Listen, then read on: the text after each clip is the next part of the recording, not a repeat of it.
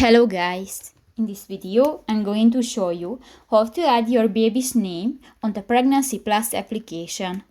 But first of all, I just want to mention, please don't forget to subscribe to our channel, because at 100,000 subscribers we are going to show you our YouTube revenue statistics and growth strategy, how to make money online.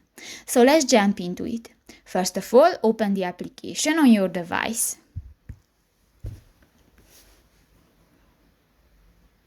New, click to the profile button at the upper right corner of the screen. And here go to the Your Pregnancy section. Here you can find the second option, the baby's name, and click to the Type Here button. And here you can type the name of your baby. And for example, just type a name and done. So that's pretty much it for this video, guys. See you in the next one. Bye bye.